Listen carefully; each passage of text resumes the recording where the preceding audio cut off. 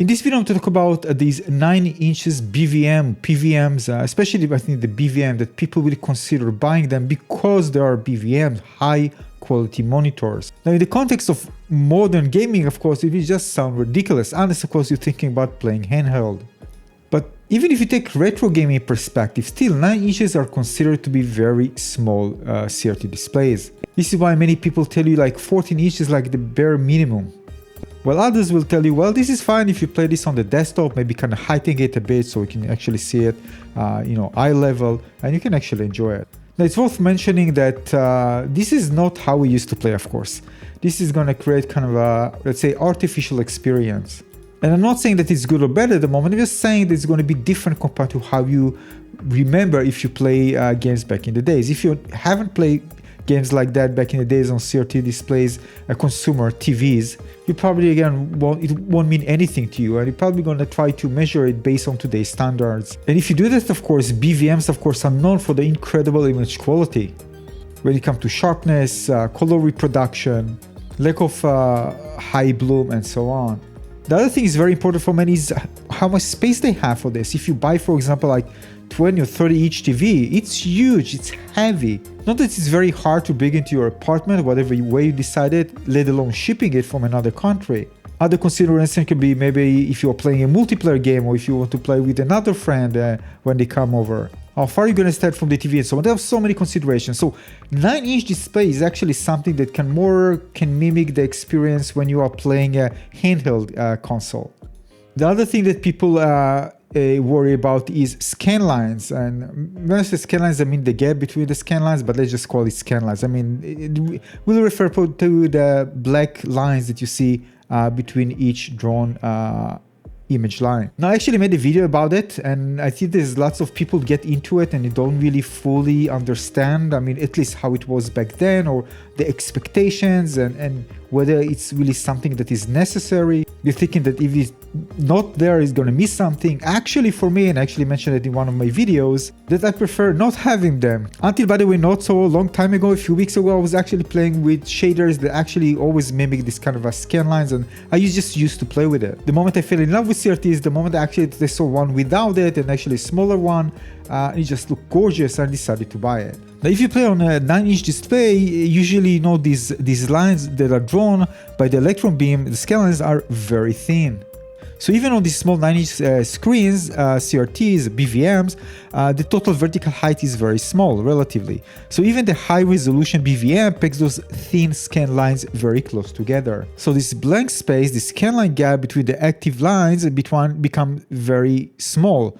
So if you take a normal viewing distance, these lines and the gaps kind of blend together for your eye. But if you take, for example, like 14-inch, for example, and because it's sharper, you can clearly see the lines, for example, on PVM's display 14-inch. Now, it also depends on the content. If you're using, for example, a 240p video signal, which is common, of course, in retro gaming, the monitor scans 480 lines, but only draws every other line. It kind of leaves a black space in between, so of course it's going to be more visible. So if you're a fanatic when it comes to scan lines, just so you know, maybe you should check before actually buying, just to make sure that you can actually see it, if really that's what you want. There are advantages for that, which I talked in a previous video. I won't repeat it here, but there are of course quite a few advantages for this.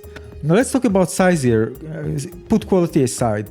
9-inch BVM is a very small screen. Now, this is not something, of course, you can get outside. This is not designed to be handheld.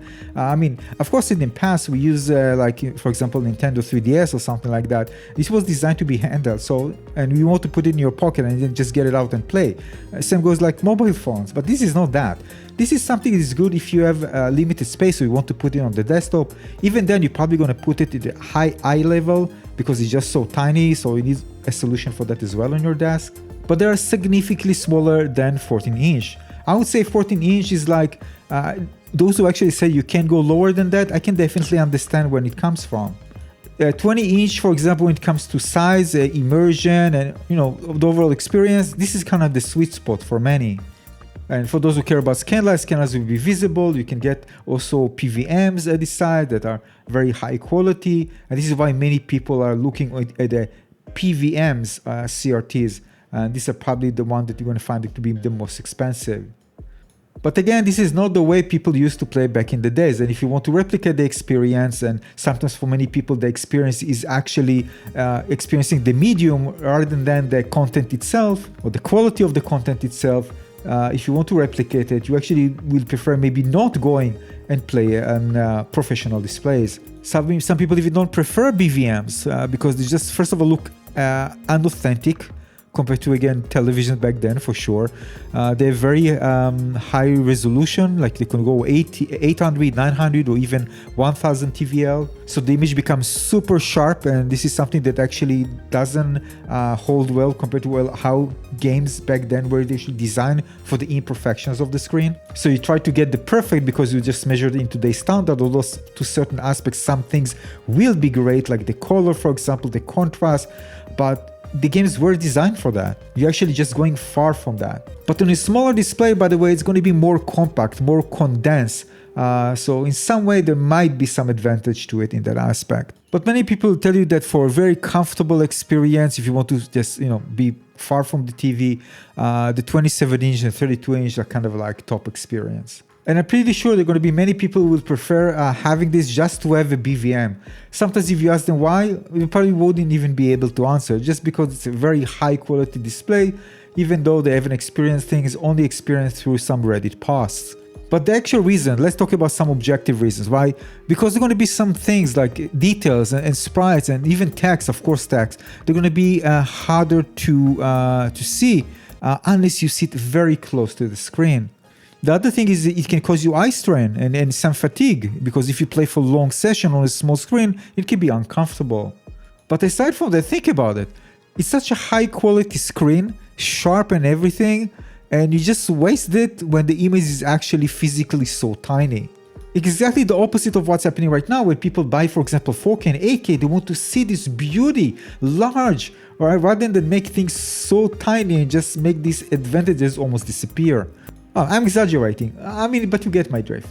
Also, again, it depends on the price, right? If you get something like that, I don't know, like $20 or free, of course, get one. But some people ask for very exaggerated prices, and if you consider the price, like for example, somebody asked me for $400. No, this is just poor value. It doesn't matter how good the quality is. I tell you, for all the different reasons I mentioned here, it's just not worth it. At this point, by the way, I prefer just investing in retrotink, for example, and something else if I'm already putting money on, rather than this very limited, small size screen. That's not even the same as the experience that I know that I experienced when I was a child. I have a very strong connection to it. And also the games were designed for that. And this is something I mentioned in my previous video, that you're actually buying some artificial experience that you might even don't have any experience with, and you think like you're actually missing something, and when you're gonna get it, maybe you're gonna amplify it just because you already spent the money. Some people do that, just amplify the experience, although the experience itself, if you look at it and be real with yourself, maybe it's just not worth it. It's not that great, compared to the alternatives. But in areas, for example, when it's very hard to get certain displays, some people just buy and pay for whatever just to get one. And I told you, I can actually get it. It's not easy to get, but I could have get something next week, not for this price.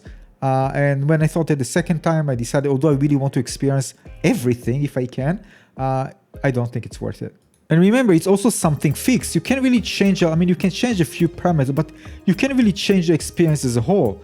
This is why I mentioned in my previous video about digital, where it actually gives you so many options to create the experience that you want. There are so many advantages of digital, but it can replace the experience, because the experience is very, very tied to the medium for most people.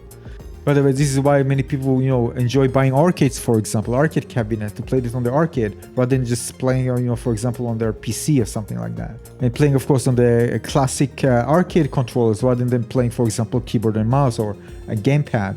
It's a tactile feeling and everything is combined together to create the perfect experience for them.